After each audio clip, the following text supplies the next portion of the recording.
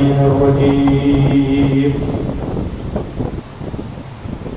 بسم الله الرحمن الرحيم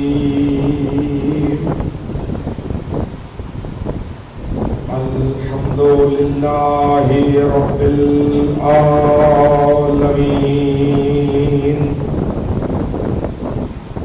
الصلاة والسلام على أشرف الخلائق أجمعين سيدنا ونبينا وشفيع ذنوبنا وطبيب نفوسنا حبيب إله العالمين أبي القاسم محمد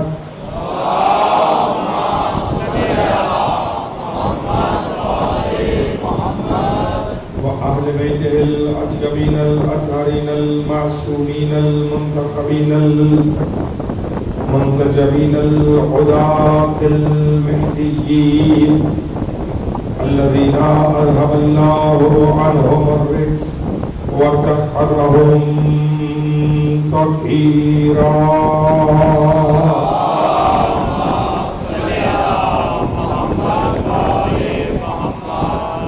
واللعنة الدائمة الباقية على أعدائهم ومنكري فضائلهم وغاصبي حقوقهم أجمعين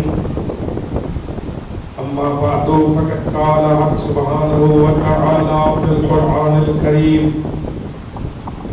وقوله الحق وهو أصدق القائلين بسم الله الرحمن الرحيم لا تلبسوا الحق بالباطل وتكتموا الحق وأنتم تعلمون صلوات والله وسلامه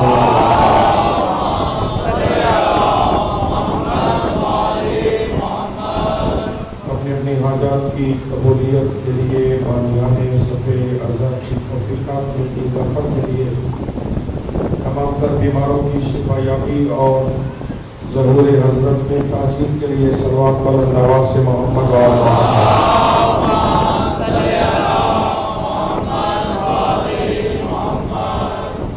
عزیزان گرامی قدر واجب الاحترام شامل حضرات، قرآن مقدس سے اس آیت مبارکہ کی تلاوت کا شرف حاصل کیا گیا ہے۔ اس میں اللہ نے الحق ہوتے ہوئے صاحبان اسلام و ایمان سے دو مطالبے کیے ہیں، اور وہ دو مطالبے یہ ہیں کہ لا تلبسوا الحق بالباطل، خبردار کبھی بھی حق کو باطل کا لباس مت پہنانا، وَتَكْتُمُوا الْحَقَّ وَأَنْتُمْ تَعْلَمُونَ، اور جانتے بوجھتے ہوئے حق کو مت چھپانا۔ دو مطالبے اللہ کر رہا ہے، اور مطالبہ یہ ہو رہا ہے کہ حق اور باطل کبھی بھی خلط ملط کر کے پیش نہ کرنا۔ تمہاری ذمہ داری یہ ہے کہ حق کو حق رہنے دو اور باطل کو باطل رہنے دو۔ وَتَكْتُمُوا الْحَقَّ وَأَنْتُمْ تَعْلَمُونَ، اور خبردار حق کو جانتے ہوئے کبھی بھی حق پر پردہ مت ڈالنا۔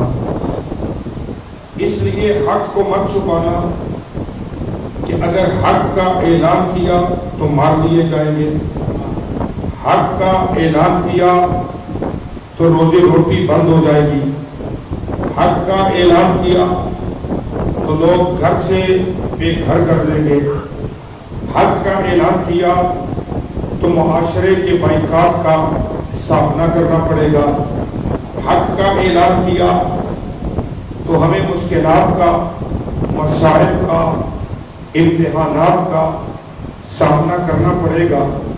لہذا ان تمام چیزوں سے بچنے کے لیے بہتر حل یہ ہے کہ تم حق پر ہی پردہ ڈال دو اور حق کا ہی اعلان نہ کرو اور حق کو چھپا کر زندگی گزارتے رہو.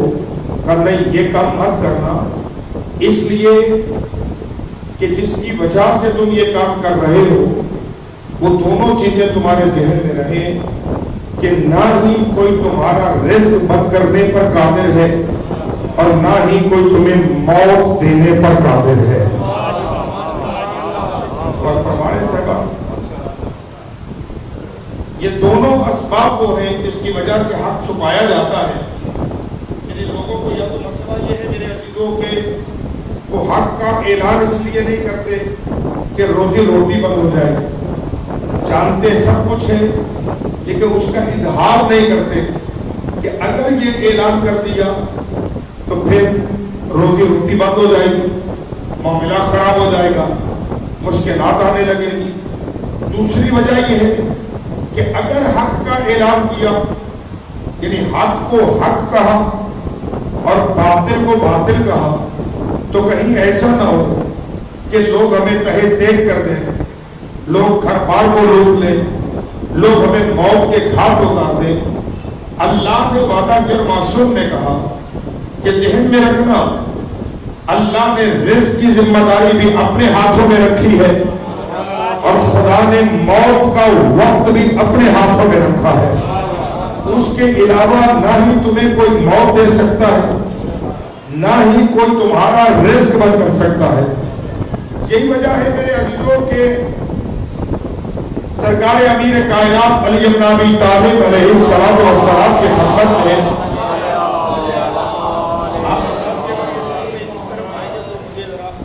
گفتگو کرنا آسان رہے گا، اس لیے 5-7 لوگوں کے لیے گھومنا جو ہے وہ مشکل ہو جائے گا.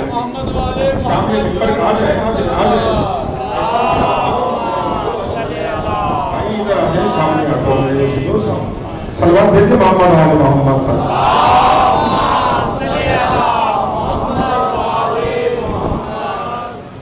خطیب ممبر سلوی مدرس اسرار الہیہ معلم مکتب وحدت حضرت امیر المؤمنین سے کسی نے سوال کیا کہ یا علی ایک بند کمرہ ہو اور وہ کمرہ اس طرح سے بند ہو کہ نہ کوئی اندر جا سکے نہ کوئی باہر آ سکے، ہر طرف سے کوئی کھڑکی بھی کھلی ہوئی نہ ہو، سب چیزیں بند ہوں، تو مولا یہ فرمائیے کہ ایسے شخص کو موت کیسے آئے گی اور اس کا رزق کہاں سے آئے گا؟ تو فرمانے مولا یعنی بند کمرہ ہو اور کوئی آنے جانے کا راستہ ہی نہ ہو تو اس کا رزق کہاں سے آئے گا؟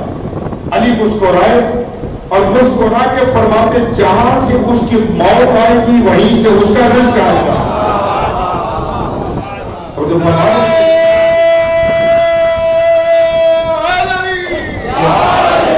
جہاں سے اس کی موت آئے گی وہیں سے اس کا رزق آئے گا. لہذا ظاہری اسباب کی وجہ سے تم پردہ مت ڈالو.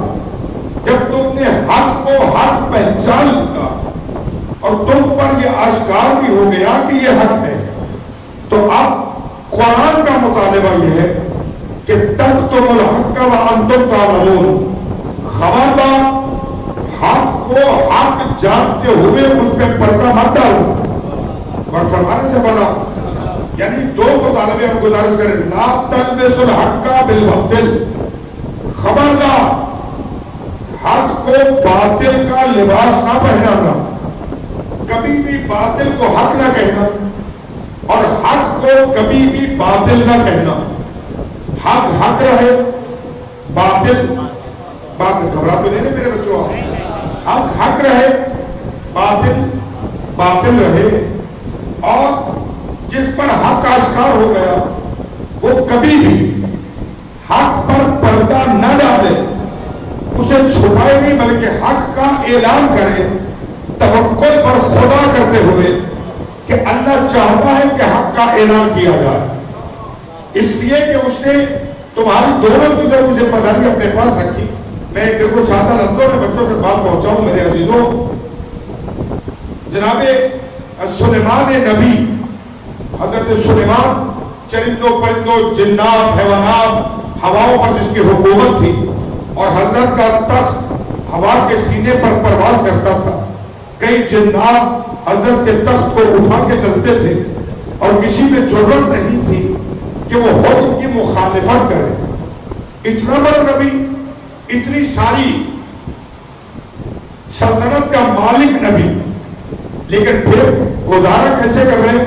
ٹوپیاں بناتے، انہیں بازار میں بیچتے اور پھر اس سے استفادہ کرتے. اور فرمائے میرے عزیزوں، ٹوپیاں بیچتے تھے، بناتے تھے اور پھر انہیں بیچتے تھے، اس سے اپنی روٹی کا معاملہ چلاتے تھے. یعنی پتہ یہ چلا وہ سلطنت تھی، لیکن نبی نے مزدوری کر کے بتایا کہ کام کرنا شرمندگی نہیں ہے.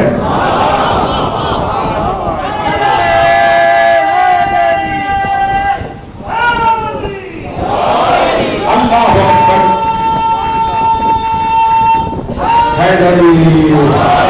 سلامت رہے، زندہ رہے. جس انداز سے آپ ماشاءاللہ چل رہے ہیں، ساتھ امید ہے کہ سادہ لفظوں میں بات پہنچ جائے گی. چونکہ مسلسل مصروفیت ہے اور اس کے بعد آپ کو معلوم ہے کہ ان دنوں میں آگے پھر خطباء کے ساتھ تقاضا بشری کے تحت یہ معاملات تھوڑے سے اوپر نیچے ہوتے ہیں. اب یہ سلیمان ایک پیغمبر جو جانوروں کی بولیاں جانتے، جنات سے گفتگو کرتے، پرندوں سے میں گفتگو ہوتے. توجہ فرمائیں، یہ نبی ایک دن سرکار دوست لیجیے گا دینے کا میرے عزیزوں، گھر سے نکلے اور دریا کے کنارے پہ آئے. دریا کے کنارے پہ آ کر پانی کی موجوں کا اندازہ لگانے لگے کہ پانی کی لہریں کس طرح اللہ کی تسبیح بیان کر رہی ہیں.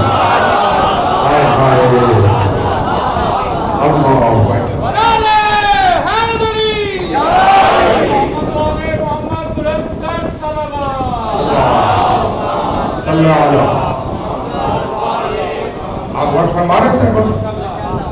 دریا کے کنارے پہ آئے اور دریا کے کنارے پر آ کر پانی کی لہریں مدوجہد چل رہا تھا. ٹھیک ہے، مد مین یعنی کیا ہوتا ہے کہ جب ایک لہر دوسری لہر پر چڑھ جاتی ہے اور جھسک کے جب وہ ابھرتی ہے تو یہ پانی کا اتار چڑھاؤ دریا اور سمندر کے تلاطم کو دیکھ کر پیغمبر اندازہ لگا رہا تھا کہ پانی کے قطرے اور دریا کی لہریں کس انداز سے اپنے معبود کی حمد کو بیان کر رہی ہے. کوئی عزیز یہ کہے امجد بھائی بات پہنچ رہی ہے، چونکہ یہ تبلیغاتی مجالس ہے اور میرے انداز بیان سے بھی آپ آگاہ ہیں. اب کوئی بھی چہرہ ایسا نہیں کہ جو پہچانا ہوا چہرہ نہ ہو. تو مال مسجد کیا ہے، مال مجلس کیا ہے کہ مجلس میں آپ تشریف لائے ہیں تو گھنٹہ آدھا گھنٹہ بیٹھنے کے بعد جب آپ اٹھے تو محسوس ہو کہ ہماری معرفت میں کچھ اضافہ ہوا ہے. ہم آئے تھے تو خالی دامن تھے، جب جا رہے ہیں تو در حسین سے ہم کچھ تبرک لے کے جا رہے ہیں. اور یہ بھی ذہن میں رکھیے گا، یہاں یہ جملہ بھی آج ابتدائی مجلس میں کہوں تاکہ پھر کل آپ ذہن بنا کے تشریف لائیں. مجلس حسین اور در حسین پر دو طرح کے تبرک دیے جاتے ہیں.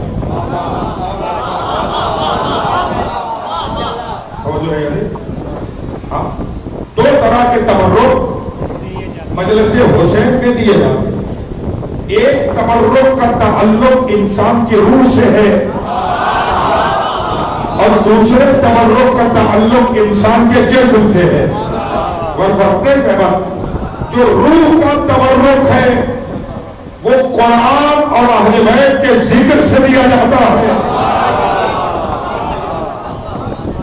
جو فرما رہے ہیں روح کا تبرک وہ قرآن اور اہل بیت کے ذکر سے دیا جاتا ہے، اور جسم کا تبرک یہ میرے عزیز روٹی کی صورت میں آپ مومنین کے اندر تقسیم کرتے ہیں. لیکن یہ الگ بات ہے کہ بعض اوقات ہم صرف ایک ہی تبرک کی امید پر ایک ہی تبرک کی امید پر مجلس میں آتے ہیں کہ جب فلاں مجلس میں جانا چاہیے وہاں پہ تبرک اچھا ہے. عزیزو صف عزائے حسین سے جو بھی تمہیں ملے وہ اچھا ہے. توجہ فرما رہے ہیں یہ پیغام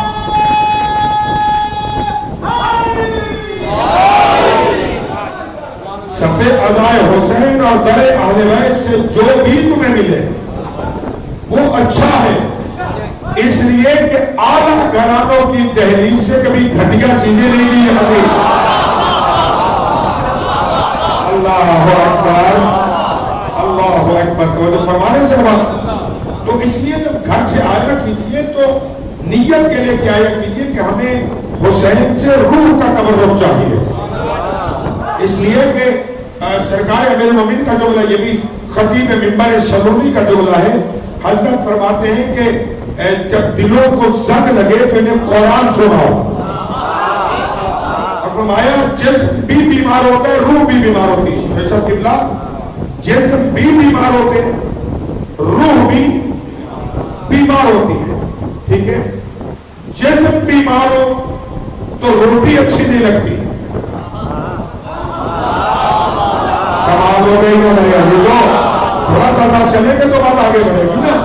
بھائی جسم بیمار ہو جائے کسی کو ٹمپریچر ہو جائے بخار ہو جائے تو اسے روٹی اچھی نہیں لگتی. منہ کڑوا ہو گیا ذائقہ خراب ہو گیا لہذا اسے دور کرو مجھے روٹی اچھی نہیں لگ رہی. قصور روٹی کا نہیں ہے جملہ کہنے جا رہا ہوں. قصور کھانے کا نہیں ہے کھانے والے کی طبیعت کا ہے. چونکہ وہ بیمار ہے تو اسے روٹی اچھی نہیں لگے. جسم بیمار ہو تو کھانا اچھا نہیں لگتا. روح بیمار ہو تو قرآن اور اہل بیت اچھے نہیں لگتے.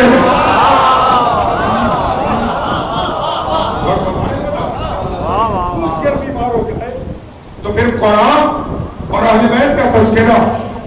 اسی لیے معصوم نے کہا کہ اگر روح بیمار ہو جائے تو انہیں حکمت بڑی باتیں سناؤ.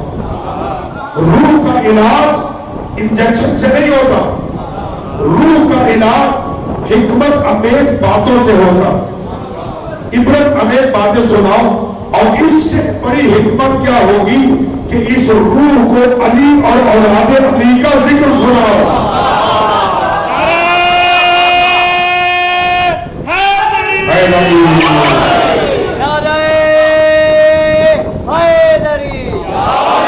اللہ اکبر.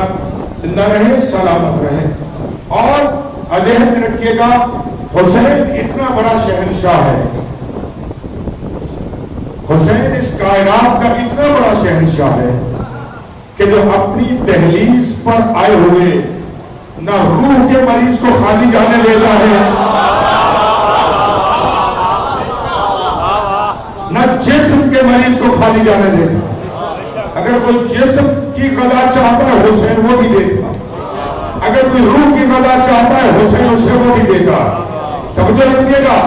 اس لیے کہ حسین نے کارخانہ ہی ایسا بنایا تم گناہ لے کے آؤ حسین اور بنا کے بھیج دے گا.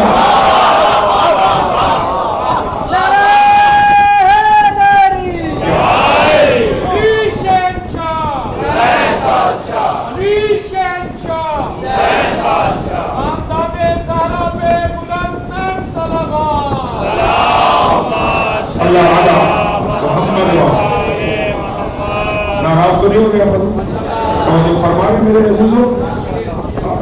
دیکھیے یہ باتیں چلیں آتی رہیں گی انشاءاللہ. بات جہاں سے ترک ہو گئی جملہ متعارضہ درمیان میں آ گیا.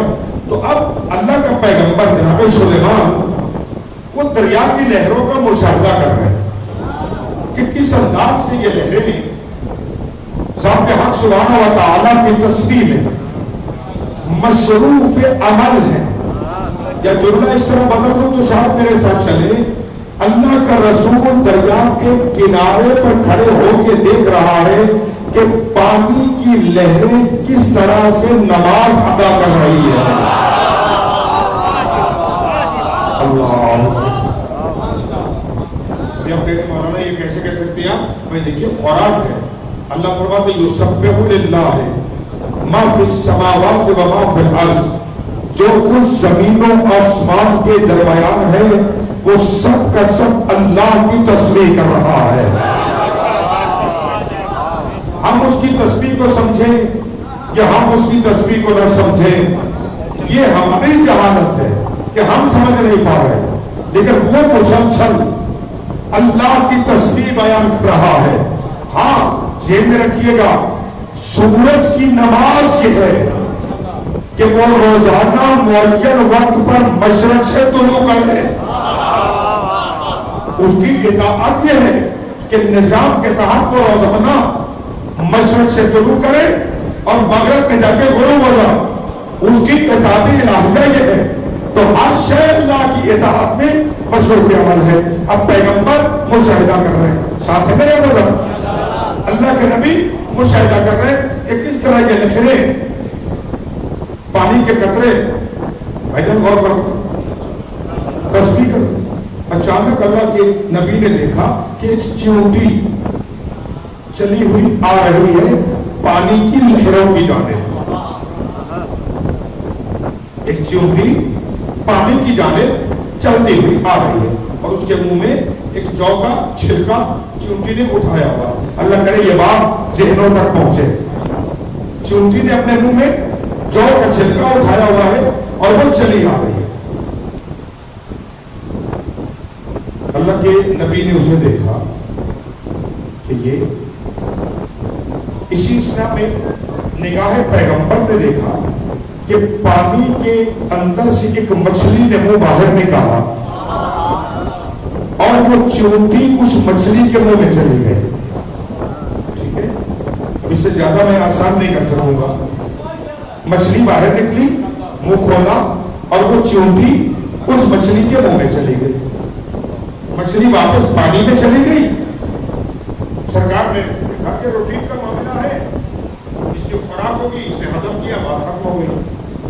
کچھ دیر کے بعد دوبارہ وہ ماجرا یہ ہوا کہ وہ مچھلی پانی کی سطح پہ ظاہر ہوئی اور اس نے منہ کھولا اور وہ چیونٹی مچھلی کے منہ سے باہر آئی۔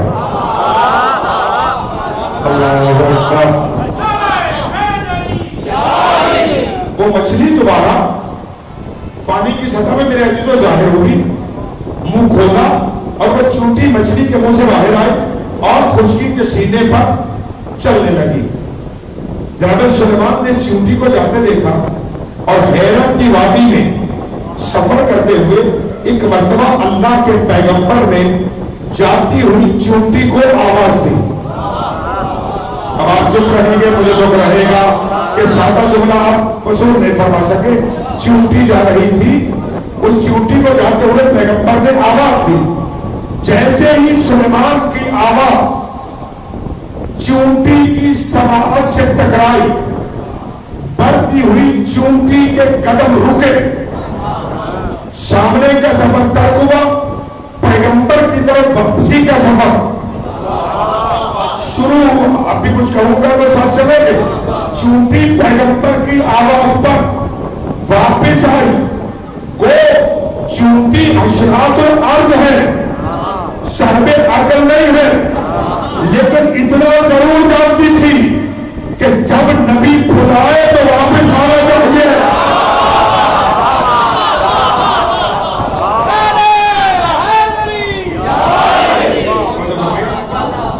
چیونٹی تھی، جانتی تھی، قدم رکے واپس آئے۔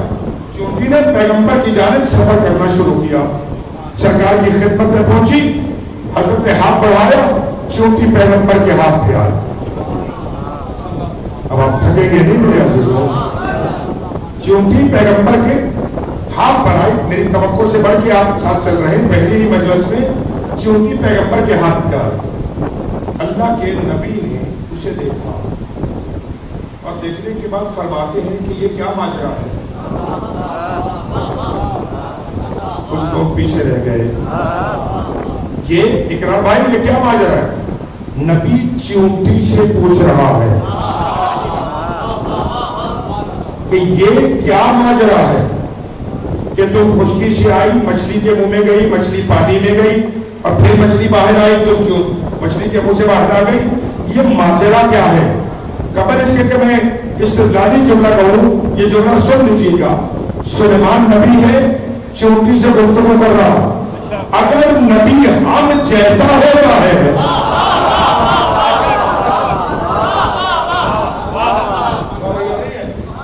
دنیا میں، آج کی جدید دنیا میں وہ پیمانہ ایجاد نہیں ہوا کہ جو چونٹی کی آواز کو ریکارڈ کر کے اس کا ترجمہ کرے کہ چونٹی کیا جا رہی ہے، لیکن پیغمبر بغیر کسی وسیلے سے چونٹی کی بات کو سن بھی رہا ہے، بات کو سمجھا بھی رہا ہے، پتہ کہ چلا کہ نبی ہم جیسا نہیں ہوگا۔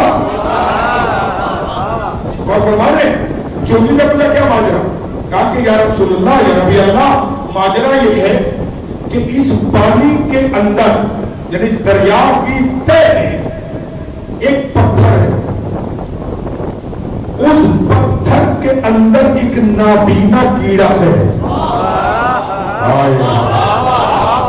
اب لال پور کے مجمع نے تو مجھے وضاحت کی ضرورت نہیں تھی میرے عزیزوں، کہا کہ اندر ایک پتھر ہے، پتھر کے اندر ایک نابینا کیڑا ہے، اس کیڑے تک رزق پہنچانے کی ذمہ داری اللہ نے خشکی پر مجھے دی ہے۔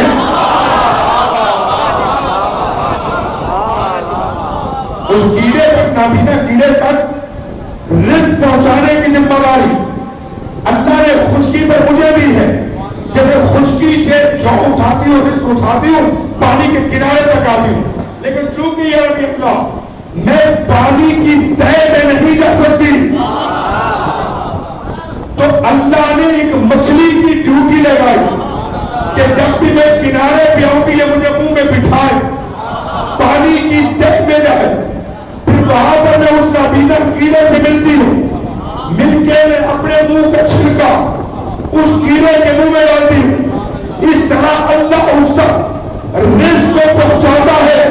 اب یہ جملہ کے حقیق کہنے لگا وہ یہ ہے، اگر اللہ نابینا کیڑے تک رزق پہنچانے کے لیے مچھلی اور ایک چونٹی کو وسیلہ بنا ہے تو کسی کو اعتراض نہیں ہے مخلوقات تک رزق پہنچانے کے لیے آل محمد کو وسیلہ بنا ہے۔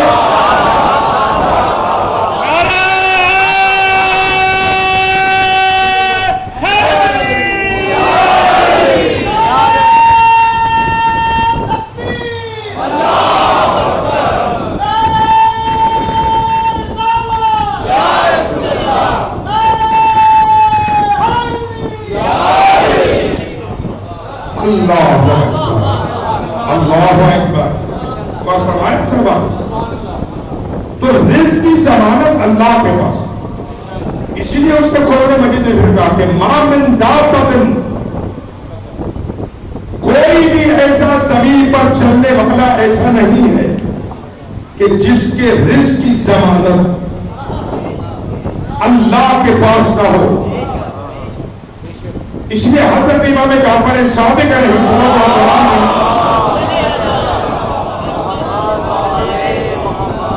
زندگی گزارنے کے جو اصول تعلیم کی ہے، گھبرا تو نہیں رہے پتا، اور سادہ سادہ لفظوں میں بات پہنچ جائے اچھی بات ہے، قبل اس کے کہ وہ یعنی جو شریف خطابت کرے اور صرف داد دے کے چلا جاؤ اور آپ کے دامن میں گھسنا پڑے تو فائدہ نہیں ہے۔ امام نے جو زندگی گزارنے کے اصول بتائے، ان اصولوں میں مولا نے ایک جملہ فرمایا کہ جب میں نے یہ جان لیا کہ میرے رزق کی ضمانت اللہ کے پاس ہے تو میں نے رزق کی فکر کرنا چھوڑ دی۔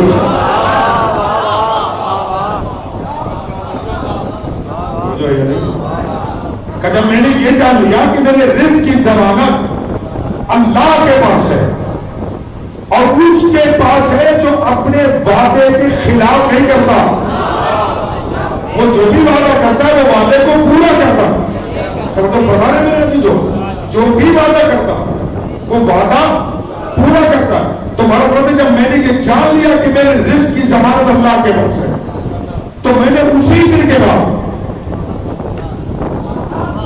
رزق کی فکر کرنا چھوڑ دیا، اس لیے کہ جس نے ضمانت لی ہے وہ پہنچا کے رہے گا۔ اکبر. جس نے ضمانت لی ہے خطیب نہج البلاغہ امیر عالم انقلاب حضرت علی ابن ابی طالب علیہ السلام.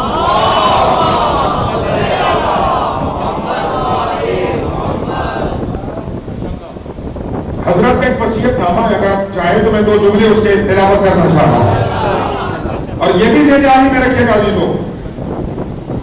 نہج البلاغہ یہ علم علی کا نام نہیں ہے. رک گیا ہوں تاکہ آپ کو سفر کریں.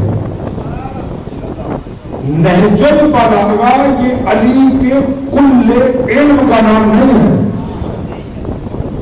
بلکہ نہج البلاغہ شریف رضی کے کشکول کا نام ہے. کشکول سمجھتے ہیں؟ کشکول کسے کہتے ہیں؟ یہ تو ہمارے پاس ملنگ حضرات آتے ہیں، صبح سویرے وہ اپنی سزائیں دیتے ہیں اور اس کے بعد وہ طلب کرتے ہیں، وہ جس میں بھیک مانگتے اسے کشکول کہا جاتا. ٹھیک ہے، تو یہ شریف رضی کا کشکول تھا، یعنی وہ کشکول جو اس نے علی کے سامنے پھیلایا اور جتنا علم وہ اس کشکول میں سمیٹ سکا اسے نہج البلاغہ کہا گیا. کل علم علی کا نام نہج البلاغہ نہیں ہے. سلام بھیجے محمد آل محمد پر.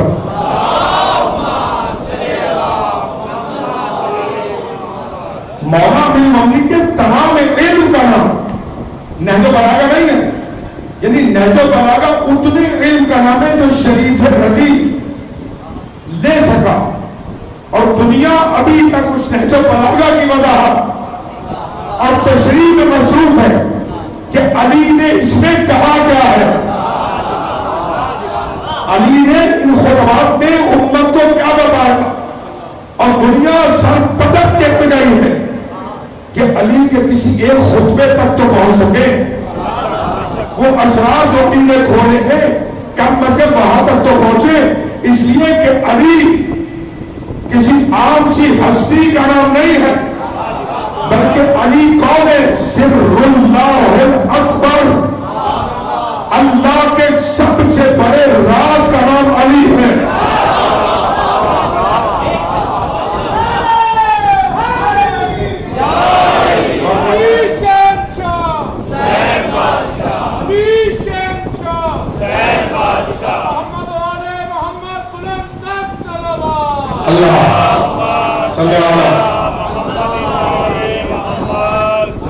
گھبرا تو نہیں گئے سر اللہ اکبر، اللہ کے سب سے بڑے راز کا نام علی ہے. یہی وجہ ہے عزیزو، علی کے نام پر اتحاد کرو، علی کے نام پر جھگڑو رہے، اس لیے کہ علی نہ پہلوں کی سمجھ میں آیا، علی نہ بعد والوں کی سمجھ میں آیا.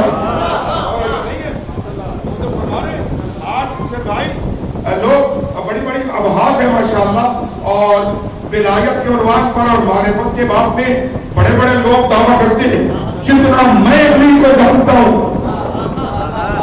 اتنا کوئی نہیں جانتا. جنہیں علی میں رکھیے گا، علی کو بس اللہ جانتا ہے یا مصطفیٰ جانتا ہے.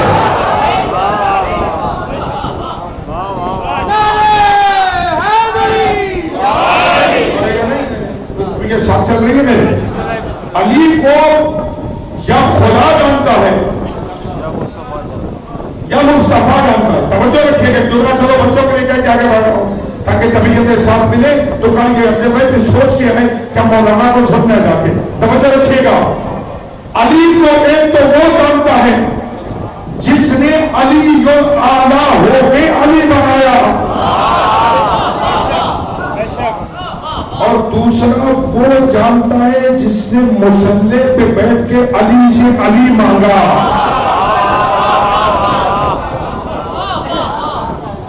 آپ کی اور ہماری معرفت یہ مت کہیے کہ ہم علی کو جانتے نا، ہماری اور آپ کی معرفت بس یہ ہے کہ مولا تجھے سمجھنے سے عاجز ہے. توجہ یہ نہیں ہے قبل اس کے نے تو بتایا مدینہ پہنچے, بات سے بات آ گئی مدینہ ہے. مدینے کی گلی میں ایک حکیم امت ہے جو بزرگ ہے, نام اس کا سلمان ہے. توجہ فرما رہے ہیں, سلمان ہے, مدینے کی گلی سے گزر رہا ہے اور ایک دراز کا مسلمان سے سلمان کی ملاقات ہوئی. بیٹا مجھے دیکھو نا, میں آپ کے دورانی کہہ رہا ہوں کہ زیارت بھی تو کر رہا ہوں نا صاحب, دائیں بائیں دیکھو گے تو مشکل ہو جائے گی. وہ مسلمان مجھے بات ملے, جناب سلمان سے ملے.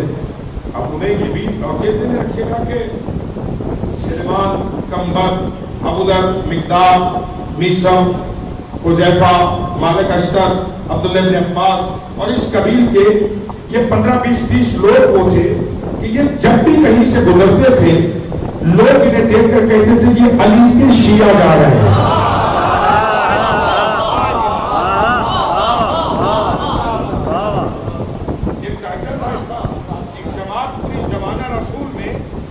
اصحاب پیغمبر کی پوری جماعت تھی. جملہ جوان بھی توجہ سے سنے, میں بہنیں بیٹیاں بھی توجہ سے سنے. رسول اللہ کے زمانے میں پیغمبر اسلام کی موجودگی میں پوری ایک جماعت تھی صحابہ کی جنہیں دیگر صحابہ کہتے تھے کہ یہ علی کے شیعہ جا رہے ہیں. لہذا کوئی ہم سے آ کے یہ نہ پوچھے کہ شیعت کا آغاز کس زمانے میں ہوا. اور یہ نہیں ہے کوئی ہم سے آ کے یہ نہ پوچھے کہ شیعت کا آغاز کب سے ہوا. ہم زمانہ رسول میں بھی موجود تھے اور ہماری موجودگی کی دلیل یہ ہے کہ نبی نے علی کو دیکھا اور دیکھ گئے کہ علی انت وشیعتوں کا عمر فائزون یوم القیامہ, علی تو اور تیرے شیعہ قیامت کے دن, علی تو اور تیرے شیعہ قیامت کے دن کامیاب ہونے والے. جس کا مطلب ہے شیعہ تھے تو کہا نا. تو سلمان مدینہ کی گلی میں آ ایک صاحب اسلام ملے اور انہوں نے کہا سلمان کہاں سے آ رہے ہو؟ کہا مسجد سے آ رہا ہوں. گھبرا تو نہیں رہے ہیں؟ میں مسجد سے آ رہا ہوں. اچھا مسجد میں کون ہے؟ کہا کہ ایک فلاں ہے, ایک فلاں ہے, تیسرا وہ ہے جسے میں نہیں جانتا.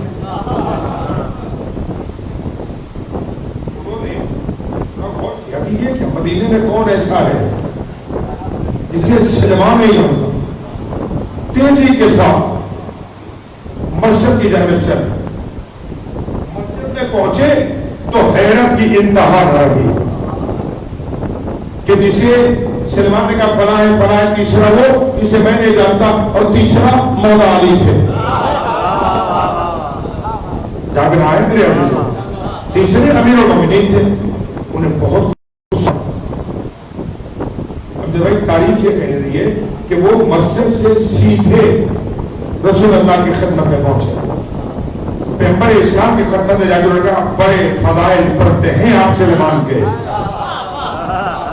کہ سلمان 10ویں درجے کے فائز ہے, سلمان یہ ہے, سلمان وہ ہے, اور سلمان ہم اہل بیت میں سے ہے. سرکار نے کہا کیا ہوا؟ کہا کہ سلمان نے بازار میں جھوٹ بولا. حضرت سمجھ گئے کہ کوئی رمز تو ہے. جس نے بات کی ہے بات کی وضاحت بھی تو وہی کرے گا نا. جیسا ہمارے ساتھ ہوتا ہے کہ ممبر سے پڑھ کے کوئی جاتا ہے اور وضاحتیں ہم سے مانگی جاتی ہیں. فلاں نے یہ پڑھا, مولانا بتائیے کہاں لکھا ہے. بھائی جس نے پڑھا اسی سے پوچھو نا, جس نے گفتگو کی اسی سے پوچھئے. سرکار نے سلمان کو بڑھایا, گفتگو نتیجے تک رہا ہوں تو طبیعت ساتھ نہیں دے پا رہی ہے. سلمان کو بلایا, اب لفظ دے رہا ہوں, وضاحت نہیں کروں گا اس کی. سرکار نے سلمان کو دیکھا اور دیکھنے کے بعد کہ سلمان یہ کہتا ہے کہ تم نے جھوٹ بولا. تو پہنچے یہ کہتے ہیں, میں نہیں کہہ رہا, یہ یہ کیا فرما رہے ہیں؟ کہا کہ سلمان میں نے تمہیں بازار میں پوچھا تھا کہ مسجد میں کون کون ہے، تم نے کہا تھا فلاں فلاں ہے، تیسرا مجھ سے میں نہیں جانتا، بتاؤ کیا تم علی کو نہیں جانتے؟ ہر وقت علی کے ساتھ ہوتے ہو، ہر وقت علی کی دہلیز پہ بیٹھے رہتے ہو، تربیت تمہاری علی نے کی، تم کہ تم علی کو نہیں جانتا؟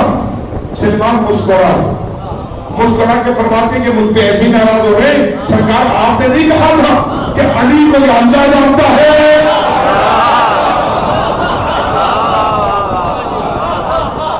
علی کو اللہ جانتا ہے یا مصطفیٰ جانتا ہے؟ اور سرکار میں تو نہ اللہ ہوں نہ ہی مصطفیٰ.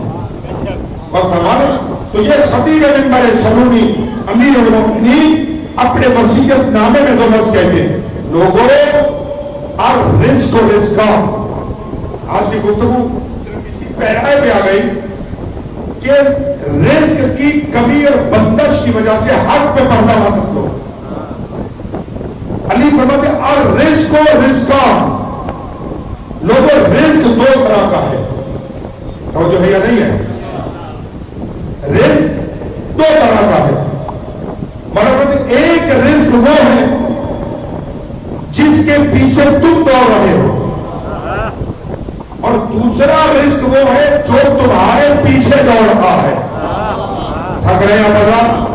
ایک رزق وہ ہے جس کی تلاش میں تم ہو، دوسرا رزق وہ ہے جو تمہاری تلاش میں ہے.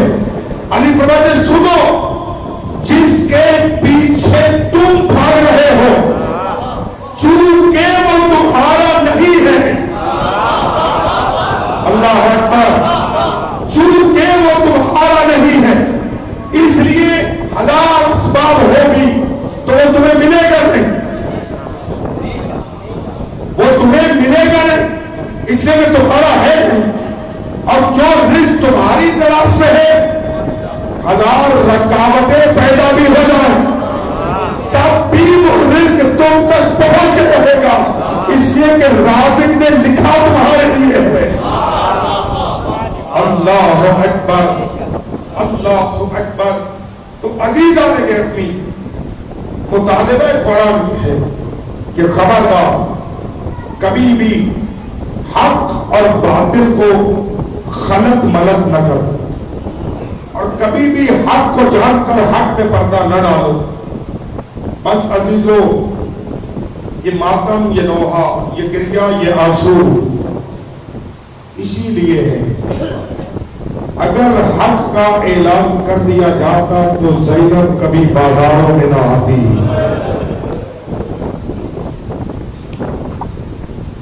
تمام ہو گئی زحمت عزیزو، زندگی وفا کرے گی. کل سلسلہ کلام یہاں سے آگے بڑھے گا. حق کو چھپانے کا نتیجہ یہ نکلا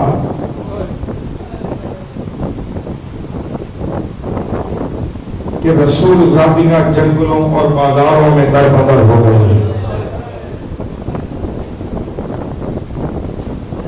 پوری اعتراضات کی ایک فہرست ہے جو رونے والوں پہ کی جاتی. شیعہ روتے، شیعہ ماتم کرتے. چلو ریکارڈنگ بھی ہو رہی ہے، ماؤں بہنوں بیٹیوں کی موجودگی میں جملہ کہہ رہا ہوں. کسی صحابی کے بیٹے دین کی خاطر جو در بدر نہیں ہوئے جیسے علی کی بیٹیاں در بدر ہو گئی.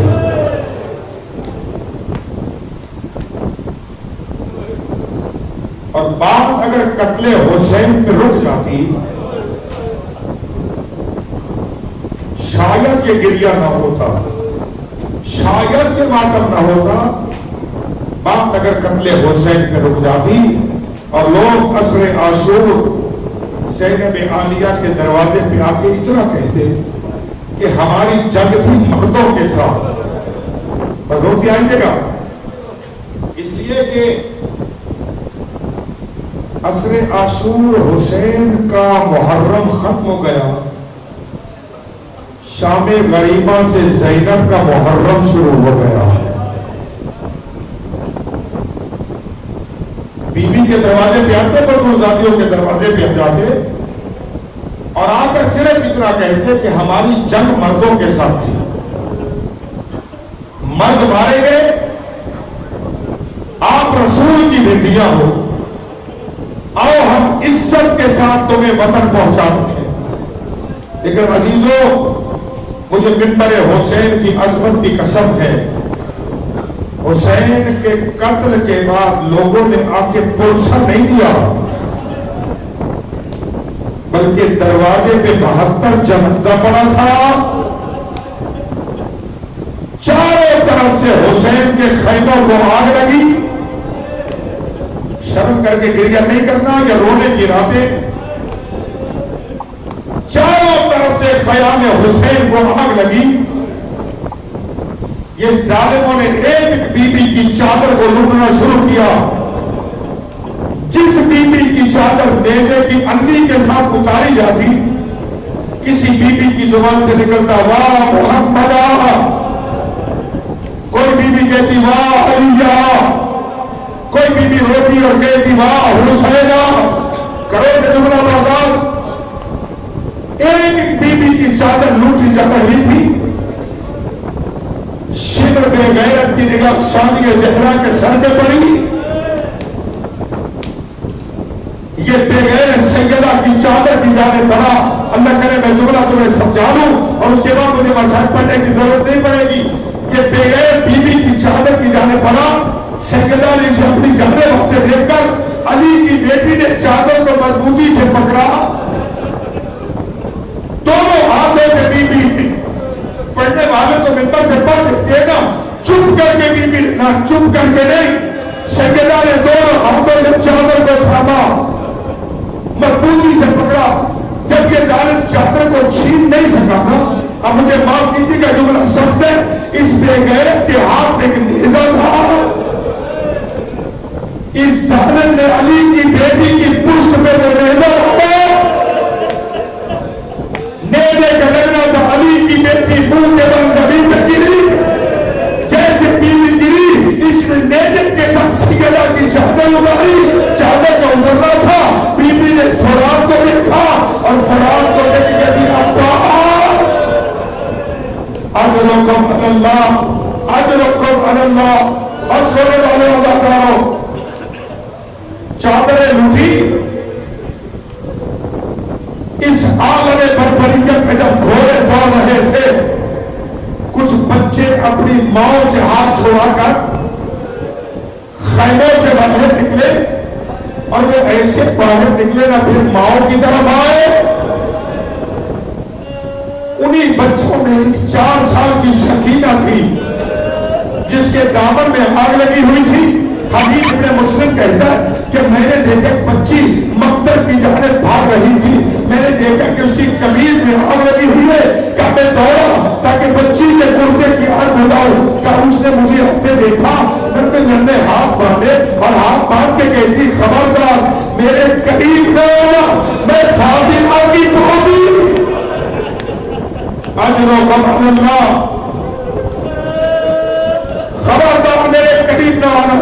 ہائے رونے والوں، اپنے بچی گری، دامن کی آگ بجھی، کہا یہ بچی اٹھی، مقتل کا سفر کر رہی تھی، کسی گھوڑے کے دائیں سے کسی سے بائیں سے گزرتی ہوئی ایک ضعیف اور عمر شخص سے بی بی پوچھتی یا شیخ حل رایت ابی، کیا تم نے میرا بابا دیکھا؟